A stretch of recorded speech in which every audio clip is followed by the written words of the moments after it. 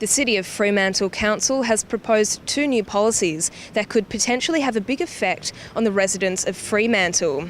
The council argues that in order to keep up with economic, social and environmental issues, both the parking policy and the housing diversity draft need to be implemented.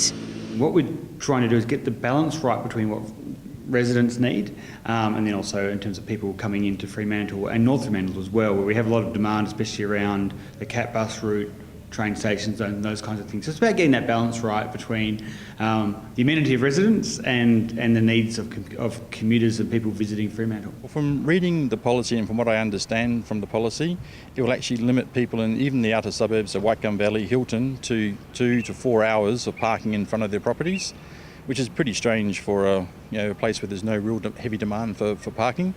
So it would be quite an impost on a lot of people, especially people who've built new homes or designed homes that can't have multiple cars, especially if it's a family of 3 or 4, teenagers studying, apprenticeships, going to work. So it'd be quite a challenge. Fremantle Mayor Brad Pettit says it's time the city addresses the housing affordability crisis in order to make living in Fremantle more affordable. Western Australia builds some of the biggest houses in the world with some of the least people in them. So often we have houses around 250 square metres with only 2 or 3 people in them. And we wonder why we have a housing affordability crisis. So what this new policy is trying to do is actually to encourage the building of smaller, more diverse dwellings so that Fremantle is actually a more affordable place to live. We have people on diverse incomes living here. But also, actually, I think not only does it create a better outcome socially, but environmentally as well, actually is a really important project from that perspective. Some of the key points, they were quite sort of alarming, I thought. They were going to limit the size of new dwellings to 120 square metres for floor space. So whether that means first story and second story combined, I'm not really sure. But they're quite strong sort of policies, limiting each dwelling to 1 car. So if it's a working couple with a young family or teenagers going to school or studying or working for apprenticeships, 3 cars is sort of pretty common, so it'd be pretty tough saying 1 car per house, plus then no parking in the street as well. And one of the other things that we're trying to encourage is that right in the middle of the CBD here, you actually don't need a car. And like many city centres around the world, people buy apartments which don't necessarily have a car parking space.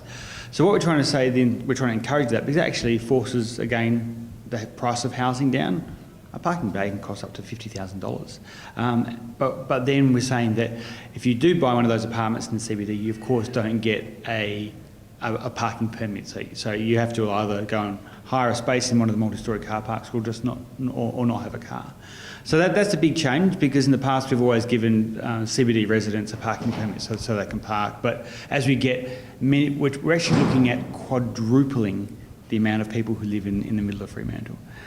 So the idea, if we gave everyone a parking permit, there'd be no parking for anyone else to come and visit. The policies aren't in place yet, so there's still time for the community to react to it, but if they put all those policies in place, it would make quite a strange sort of lifestyle compared to what the average Western Australian or Australian is used to, and looks a little bit like social engineering when they, groups like a city council want to dictate to you how big your house can be, how much coverage you can put on, where your car can get parked, how many cars you can have.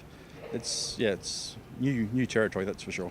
Where there's historic older places, they will continue to have parking permits. Some of the new apartments that are being built, especially those that are being built for families, will come with parking spaces because they will accept and understand that that's what those families need. So they will actually have off-street parking that's dedicated to them. So this will only impact on those, normally they'll be the smaller units that are on the more affordable end of the spectrum, often named singles and couples that may not have a parking space. And then for me that's really important because it brings down prices, adds diversity, and that for me is really a good outcome and very much part of a livable city. I'm Chelsea Fruhwirth reporting for Undercurrent.